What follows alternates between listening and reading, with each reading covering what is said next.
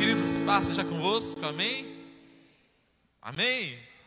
Gente, eu sei que com máscara é um pouco incômodo, né? Mas você pode falar, amém, glória a Deus, tá bom? Não se acanhe, em nome de Jesus. Olha para quem está do seu lado, dá um tchauzinho, cumprimenta com os olhos, né? Dá aquele sorriso com os olhos. Pessoal que está em casa também, Deus abençoe. Vamos juntos louvar o nosso Deus, vamos juntos ouvir a voz de Deus nessa noite.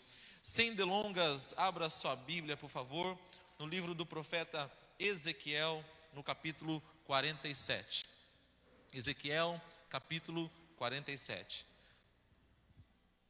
Glória a Deus. Pastor Eduardo está pregando na IEQ São Francisco, né? E nós estamos aqui louvando a Deus também. Glória a Deus por isso, pela sua vida.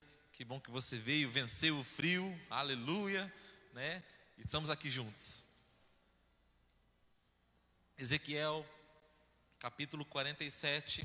Vamos ler do versículo 1 até o 12, tá bom? Não se preocupe, se você não encontrou, eu vou ler para você. Está lá no Antigo Testamento, começa lá em Salmos e vai, Provérbios, vai andando, né? Aí você já encontra Ezequiel.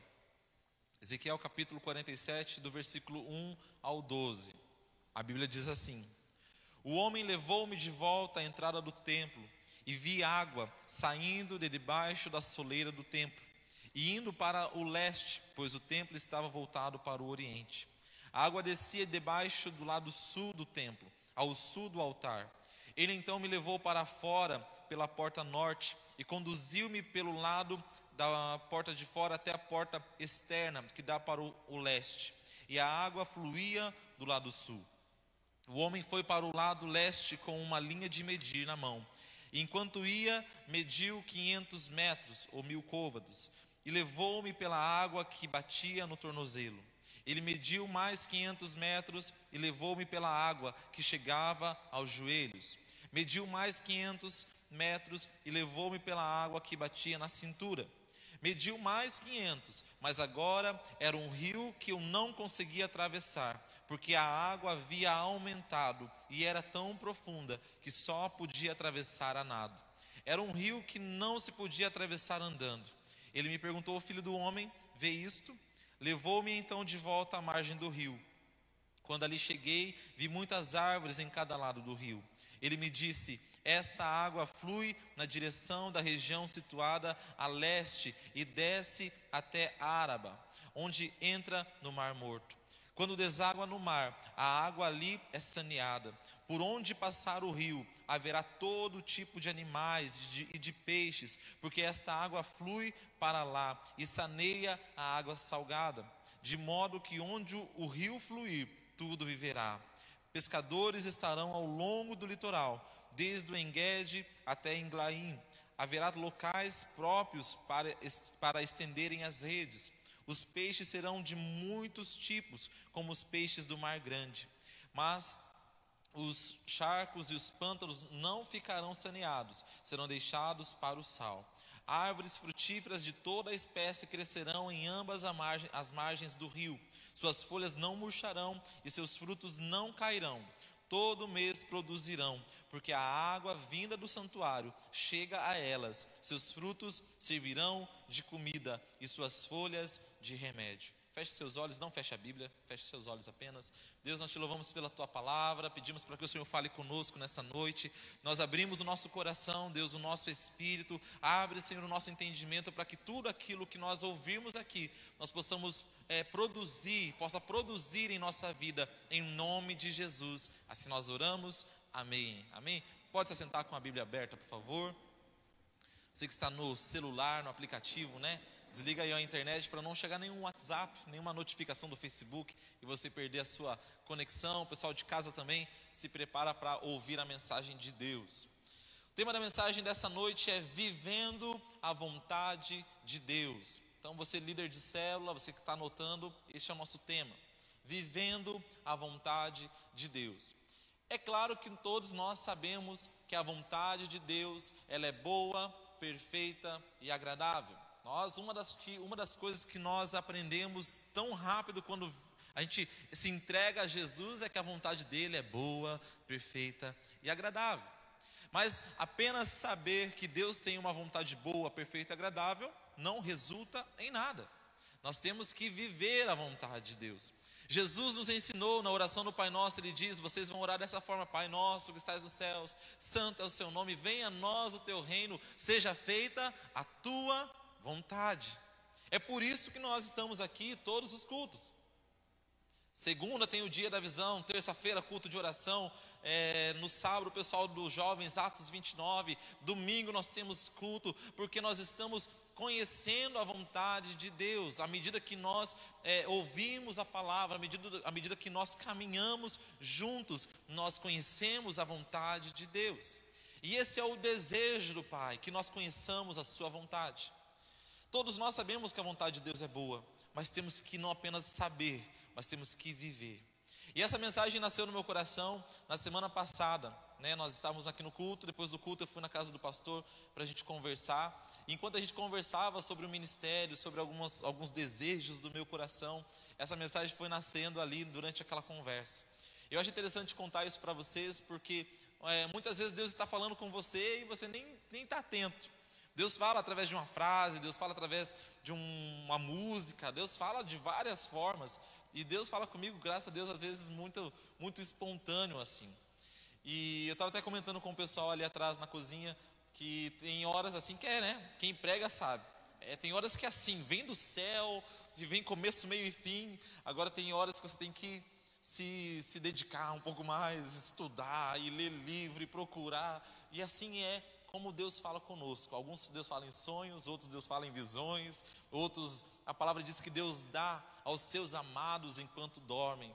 Então Deus vai falar contigo nessa noite. Esteja atento em nome de Jesus. Amém? Vou falar um pouco rápido porque o nosso tempo é curto. Então espero pela graça de Deus que você absorva tudo que nós temos para ouvir. E o que eu não puder falar, teu líder de célula, o pastor, o líder, o Espírito Santo vai trazer ao seu coração. Vivendo a vontade de Deus.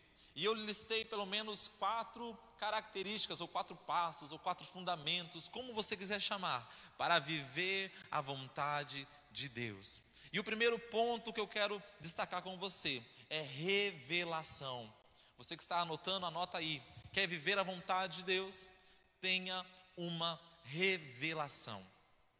Nós temos que viver por uma revelação. À medida que nós conhecemos a Cristo, à medida que nós caminhamos com Ele, nós vamos tendo uma revelação progressiva da pessoa de Cristo, do amor de Deus, da graça, da comunhão do Espírito Santo. Isso faz parte da vida de todos nós cristãos.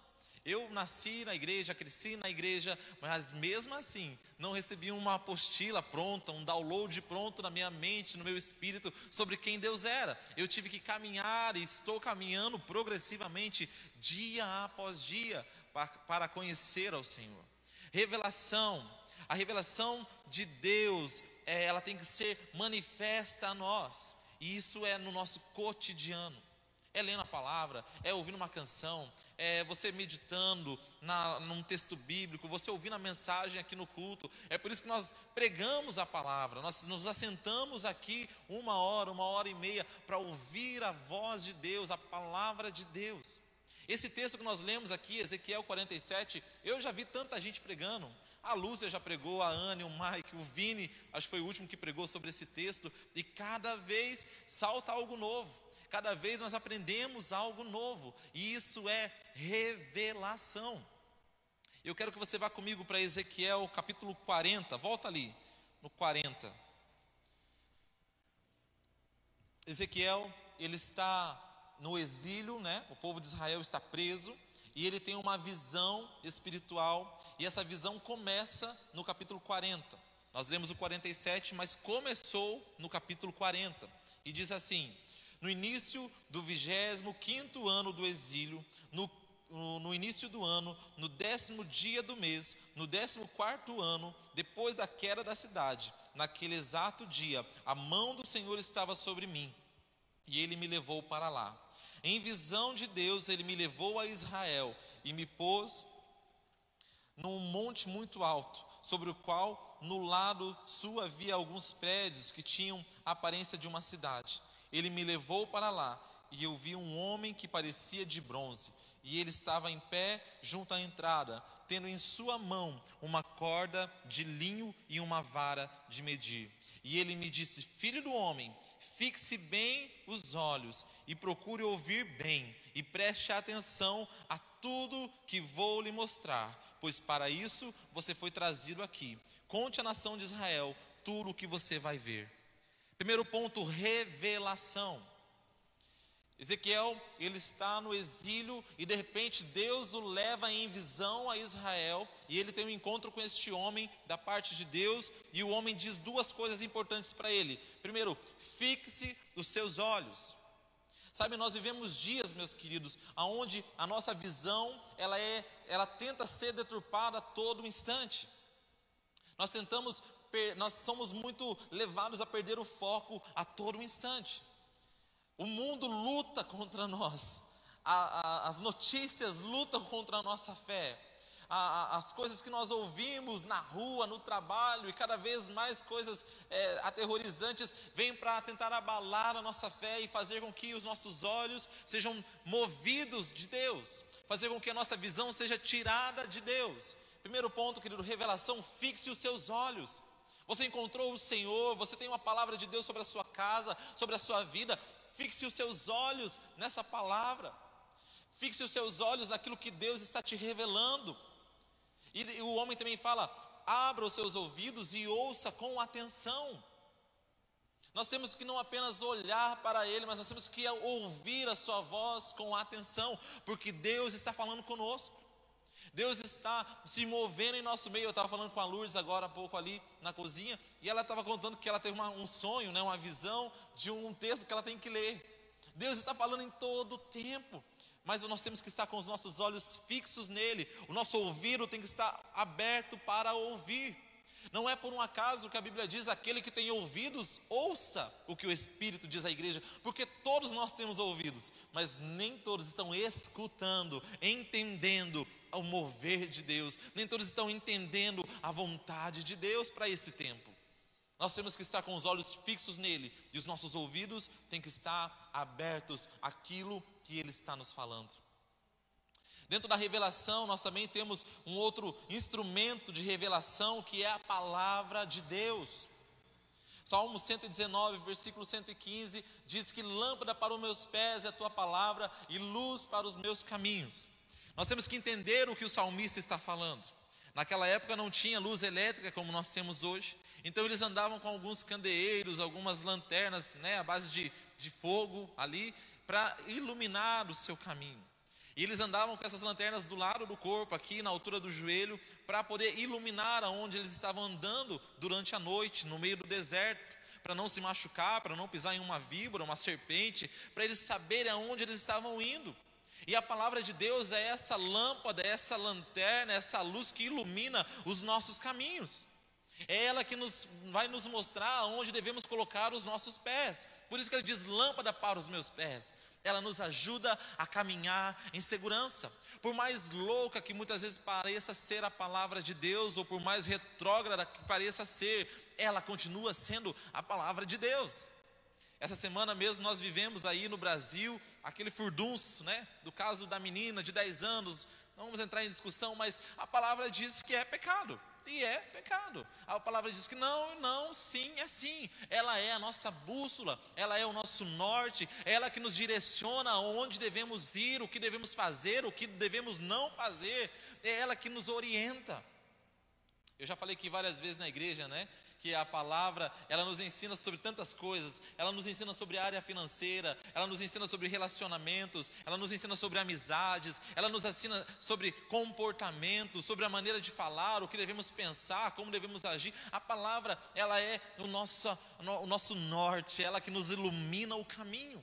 Revelação, você vai encontrar revelação para você viver a vontade de Deus em sua palavra.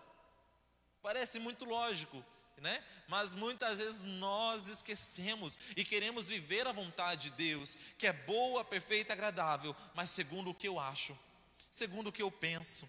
segundo a opinião de fulano, de Beltrano, segundo o que a televisão está dizendo que é, segundo a moda do momento, e aí eu quero viver a vontade de Deus, de acordo com esses padrões. Mas deixa eu te dizer, a palavra de Deus, ela não vai se adaptar aos padrões desse mundo, ela não vai mudar a sua forma de ser entendida, de ser pregada, para agradar a este mundo. Então nós temos que nos guiar, nós temos que viver pela revelação da palavra de Deus. Uma outra característica que vai nos trazer revelação é o Espírito Santo.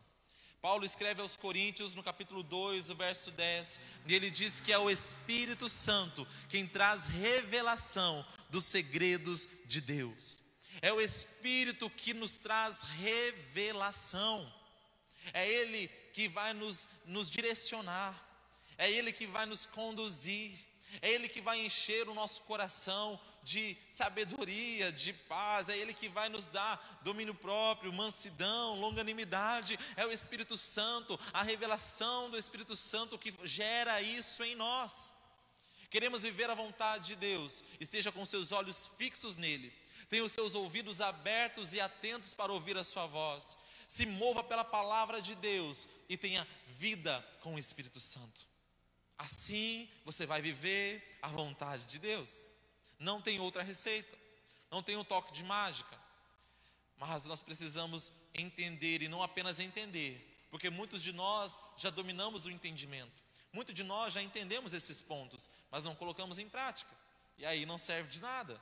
Então nós temos que não apenas saber, mas nós temos que viver a revelação de Deus em nossas vidas. O segundo ponto para viver a vontade de Deus, o primeiro é revelação e o segundo é direção. Direção, lá se for procurar direção, tem vários sinônimos, e um deles é direcionar, orientar, encaminhar. Nós temos que andar debaixo da direção de Deus. Lá no versículos, Ezequiel 47, versículos 3 e 5, vamos lá para Ezequiel 47 novamente, volta lá. Ezequiel capítulo 47, versículo 3 e 5, diz assim: o homem foi para o lado leste com uma linha de medir, e enquanto ia, mediu 500 metros e levou-me pela mão a águas que davam no meu tornozelo. Ele mediu mais 500 metros e levou-me pela mão a águas que davam nos meus joelhos, mais 500, e as águas davam na minha cintura, e mais 500, era um rio que eu não podia passar andando, senão a nado. Direção, é o Senhor quem vai direcionar os nossos passos, é o Senhor quem vai direcionar os nossos caminhos. Se nós estamos com os olhos nele, se nós estamos ouvindo a sua voz com atenção, se nós temos a palavra e o Espírito de Deus, isso vai nos trazer direção. Direção na sua vida profissional, seus negócios, direção na sua vida sentimental, relacionamentos. Tem muita gente que está entrando em fria porque quer, porque não está ouvindo a vontade de Deus, porque na verdade sabe a vontade de Deus, mas fala, não, eu vou tentar com as minhas próprias forças. Esse relacionamento não é de Deus. O cara já vê, dá para ver que o cara não quer nada com nada, né? Mas a menina, ela acredita que ela vai casar e ela vai transformar o cara. Minha irmã, olha a palavra de Deus para você nessa noite. Não é assim, Deus está falando, não é essa direção. O casamento está afundando, e em vez de você parar tudo e buscar uma saída, não, continua cavando. Se você não tiver direção de Deus, você vai naufragar, você vai se perder, você não vai viver a vontade de Deus para o seu casamento, para a sua vida profissional, para a sua vida sentimental, para o seu ministério. Direção nas células, né? O líder tem um foco, eu quero ter a célula mais cheia, o maior número de pessoas, eu sou tal. Querido, não é essa direção, não é isso, isso não é importante. Claro, quanto mais pessoas, ok, mas o foco é servir, é cuidar. Direcionamento, temos que obedecer a voz, a direção que Deus nos der, por mais louca que ela pareça ser. Êxodo 40, versículo 34 e 38, nos fala sobre a nuvem da glória de Deus que estava sobre o tabernáculo. Havia uma tenda no deserto, um tabernáculo, onde a presença de Deus pairava em forma de nuvem durante o dia, e à noite era uma coluna de fogo. E a Bíblia diz que quando esta nuvem parava, e descia sobre o tabernáculo. Toda aquela multidão que saiu do Egito, no deserto, todos eles paravam e montavam acampamento. Quando a nuvem se levantava e se movia, o povo também se movia alinhado com a nuvem da presença de Deus. Direção. Quando Josué vai lutar contra Jericó, as muralhas de Jericó, e Deus dá uma direção para ele, fala: olha só, Josué, você vai dar voltas ao redor da muralha em silêncio, no último dia 7 voltas, e vão gritar e a muralha vai cair. Com certeza alguém falou: o cara está louco, é muito sol na cabeça, é insolação, está passando mal. Mas foi a direção que Deus deu, e Josué obedeceu a direção de Deus, e nós sabemos o final da história. As muralhas caíram. Quando João Batista, está preso, e ele manda os seus discípulos a perguntarem a Jesus se ele realmente era o Messias que eles esperavam. Jesus dá um relato aos discípulos de João Batista e fala: olha, estou operando milagres, os enfermos são curados, os cativos são libertos, os mortos ressuscitam. Conte isso a João Batista. E aí ele dá uma expressão que muitas vezes passa despercebido para nós, em Lucas 7, versículo 31 e 35. Ele fala: vocês, essa geração, é como garotos que estão na praça gritando. Ele diz: quando eu toquei músicas, vocês não dançaram. Quando eu toquei um lamento, vocês não choraram. Jesus está falando: vocês não estão alinhados à direção, vocês não estão entendendo a direção em que as coisas estão tomando.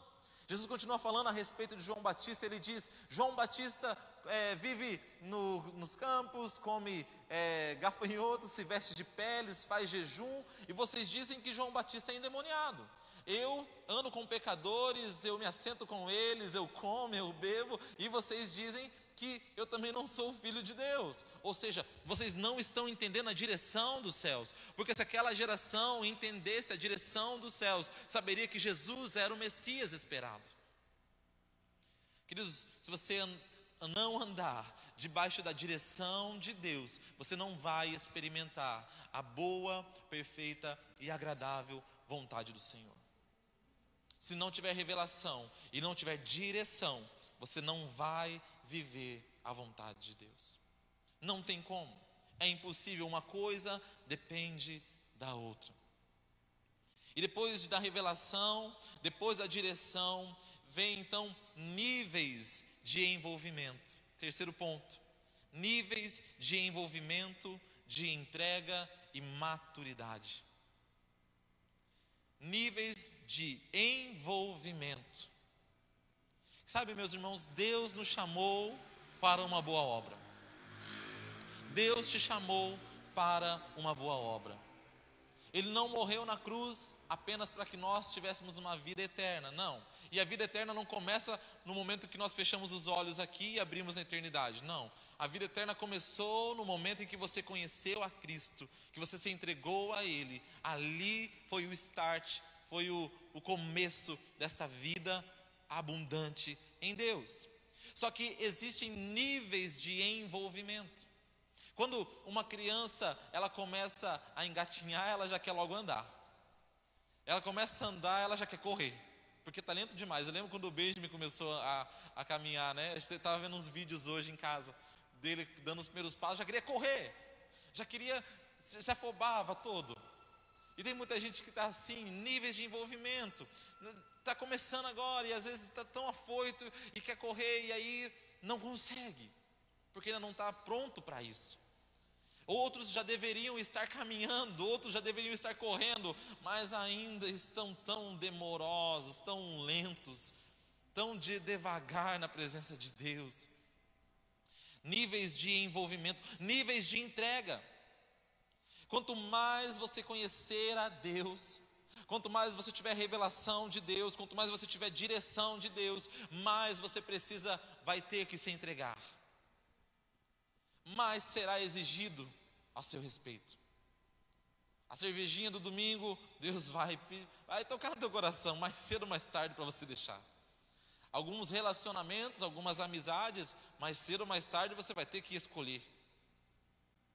Algumas roupas, algum modo de ser, mais cedo ou mais tarde você vai ter que entregar, porque já não faz mais parte da sua do seu novo nível, já não faz parte mais da revelação que Deus te deu.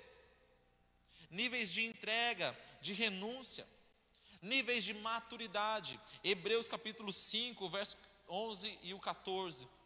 O escritor ao Hebreus, ele diz: vocês de muito deveriam estar ensinando a palavra, mas como vocês preferem o leitinho espiritual, porque são crianças, vocês não conseguiram alcançar a maturidade.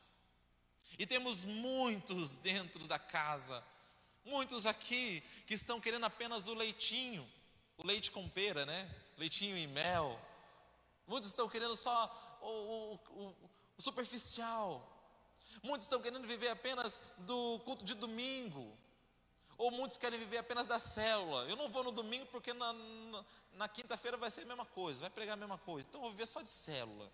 Só quero melzinho, só quero leitinho. Ore por mim. Gente, está na hora de nós irmos para um novo nível de maturidade. É hora de nós irmos para um outro nível de revelação em Deus, um outro nível de dependência de Deus.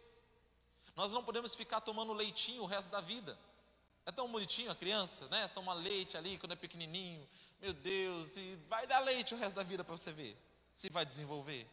Se a criança não ganha peso com o leite da mãe, já começa, tem que comprar um NAN, né? Quem tem criança aí sabe. Eu não tenho criança, mas tenho um afilhado, sei que é caro, né? E o NAN é caro. E aí tem o outro que tem alergia à lactose, e assim vai indo, mas não vai tomar leite o resto da vida. Pode, nós adultos tomamos para, né, dar uma quebradinha no café ali, mas não tem mais aquela função que tinha como nos primeiros anos. Hoje a gente se alimenta de comida sólida. Hoje nós comemos feijoada, comemos macarronada, aleluia. Tem a sobremesa, glória a Deus, tem tudo isso. Mas você não vive de leite até agora. Você que está querendo perder peso, faz uma dieta do leite, vamos ver se você consegue. Não dá, porque o leite é para os primeiros anos de vida, para os primeiros meses. É tempo de alimento sólido, um novo nível de conhecimento, um novo nível de maturidade. Tem gente que acha que se batizou é o suficiente, aceitou Jesus é o fim, é o ponto final. Eu estou na igreja, aceitei Jesus. Querido, é só o começo. Tem um nível mais profundo logo à frente.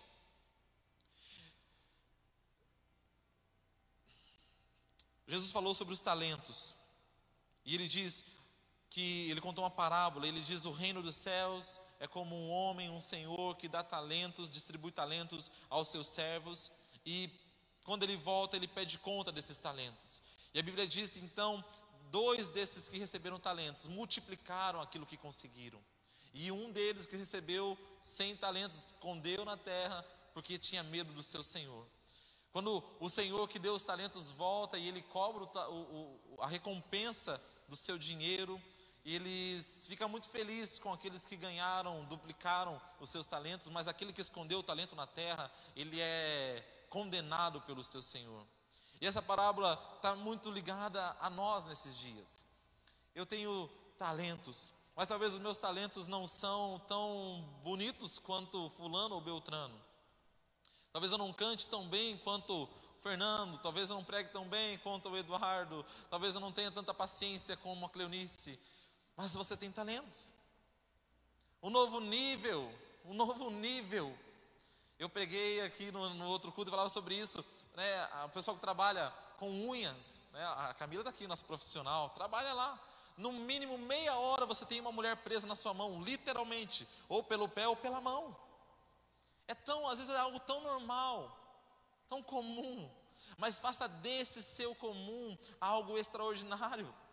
Fale do Senhor, coloque uma canção enquanto você está trabalhando, não precisa pregar, abra a Bíblia aí, mas dê testemunho. Vá a um novo nível naquilo que Deus já colocou na sua vida. Muitos sonham com o microfone, com o holofote, mas Deus te deu um talento. Mergulhe nesse nível que Deus te deu, comece aos poucos. A direção que Deus deu a Ezequiel eram águas que davam nos tornozelos, depois águas que davam nos joelhos, depois na cintura, e até que era um rio que ele tinha que passar nadando. Não queira começar nadando, mas comece com os pouquinhos que você tem, mas não permaneça também só no mínimo. Não permaneça apenas naquilo que você já sabe fazer. Existe algo a mais. Existem mais 500 metros a serem medidos na sua caminhada. Existem águas mais profundas a serem manifestas na sua vida. E o quarto ponto que eu quero meditar com você nessa noite, para vivermos a vontade de Deus. Eu lutei muito para pôr esse tema, né, esse título, nesse ponto. Porque eu falei, meu Deus do céu, algo tão comum, sei lá, eu queria algo mais... uma frase de impacto. O pregador gosta de frase de impacto. Tem que ter uma frase de impacto, né? E Deus falou algo tão simples. O quarto ponto que nós vamos obter, depois da revelação, depois da direção, depois de aumentar o nível de entrega, de conhecimento, de envolvimento, então nós vamos ter realizações inéditas. Vocês não entenderam? Vocês estão tudo morrendo, meu Deus do céu. Se eu pregasse no cemitério, eu estava mais animado, gente. Realizações inéditas, amém, aleluia.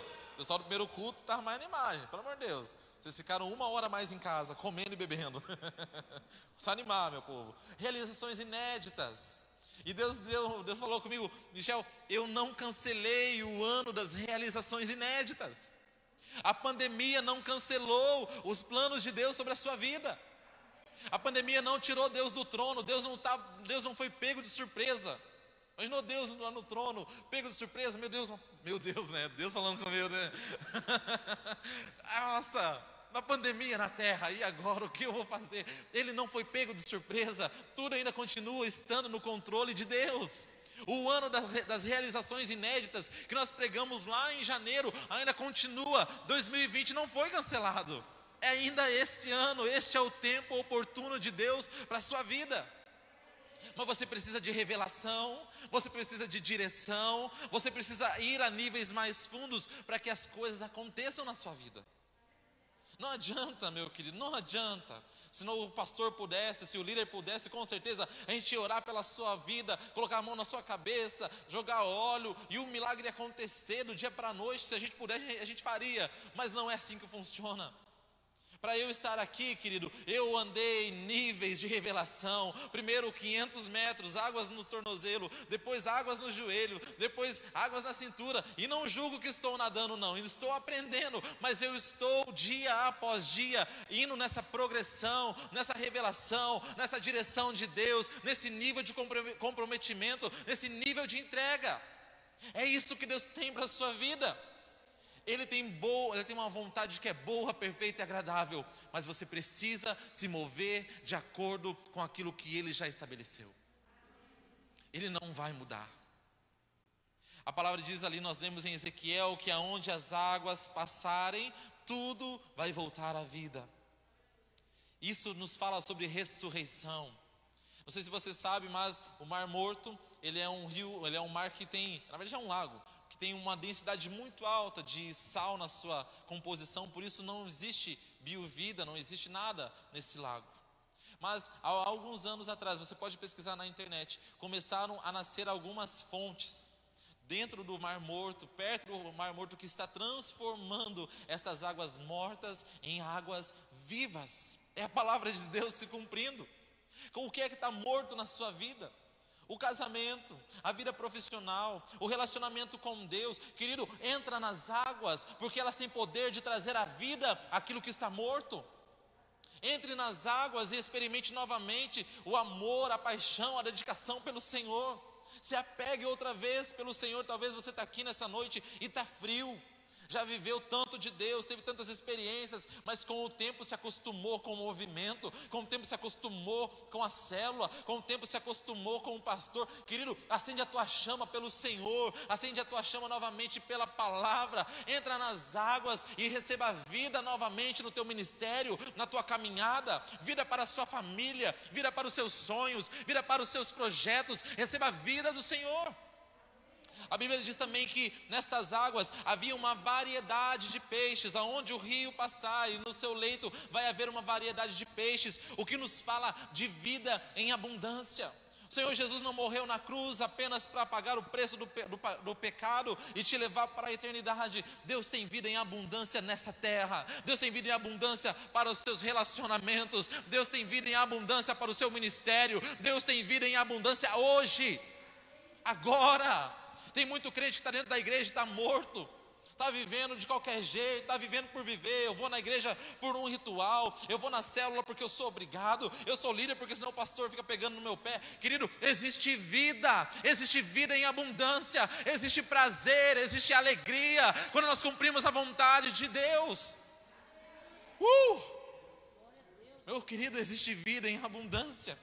A palavra também diz que no leito desse rio vai haver pescadores e lugares próprios para que as redes sejam estendidas. Isso nos fala sobre trabalho e provisão. Ei, líder, você que está sofrendo na sua célula, em nome de Jesus eu libero uma palavra sobre a tua vida. O seu trabalho vai ser recompensado. Haverá sim uma pesca, haverá sim trabalho, haverá colheita. Ei, querido, Deus está medindo águas mais profundas. Deus está medindo águas mais profundas para a tua célula. Deus está medindo águas mais profundas para o seu casamento, para o seu ministério, para a sua casa. Existem águas mais profundas, águas com provisão. A Bíblia diz também, nós lemos ali, que às margens desse rio haverá muitas árvores e todas elas vão produzir frutos. O que nos falam sobre alimento? Existe alimento na presença de Deus. Muitos de nós estão morrendo por inanição, porque não se alimenta da palavra, porque não come do pão, não bebe do sangue, não tem comunhão. Quer viver de culto de domingo, quer viver de reunião semanal. E aí você se julga, você pergunta a Deus: por que eu não vivo? Por que eu não experimento? Porque está morrendo de fome. Não é suficiente tomar café um dia na semana e o resto não. Não é suficiente, você não janta apenas um dia na semana e o resto não. Bom seria em alguns casos, aleluia, ainda mais na pandemia. Mas a gente come, mas não temos fome da palavra, não temos fome da presença, não temos fome pelo Senhor, aquele que pode sustentar a nossa vida. Ah, meu querido, existe alimento. E a palavra também diz que as folhas das árvores que nascem na margem desse rio servirão de remédio, que nos fala de cura e restauração. Cura e restauração. Teu casamento está morrendo, os teus filhos, o teu relacionamento com teu filho está morrendo, o teu trabalho está de mal a pior, querido. Nesses rios, as árvores vão gerar, a folha das árvores vão gerar cura e restauração. Ele é poderoso para restaurar relacionamentos. Ele é poderoso para conciliar casais que se separaram. E nós já vimos isso. Ele é poderoso para restaurar relacionamento de pais e filhos. A palavra diz que Ele virá sobre nós, trazendo cura sobre as suas asas, e vai converter, vai transformar o coração dos pais aos filhos e dos filhos aos pais. É restauração. Existe tudo isso nesse rio de Deus. Mas você precisa sair de onde você está. Você precisa entrar nas águas. Ezequiel, ele é levado por esse homem e ele mede 1000 côvados, 500 metros. E algumas versões, a minha versão não fala dessa forma, mas algumas outras falam, diz: tomando-me pela mão, me levou. Deus está abrindo, Deus está medindo na sua frente, nessa noite, 1000 côvados, 500 metros. Você vai entrar nas águas, ou vai ficar na margem, ou você vai ficar: não, eu já tenho águas pelo tornozelo, já está bom. Não, as águas já estão no joelho, está muito agradável, está gostoso. Não, as águas estão na cintura, de boa, já experimentei muito de Deus, já fui líder, hoje eu não sou mais, mas já fui, já sei como funciona o louvor, diaconato, trabalho em todas as áreas da igreja. Águas na cintura. Ainda existem águas mais fundas que você precisa nadar para passar. Você precisa nadar para conseguir atravessar esse rio. É este o nível que Deus tem para todos nós. É este o nível que Deus tem para a Ieque Costeira nesses dias. Eu ministrava no primeiro culto e eu dizia isso.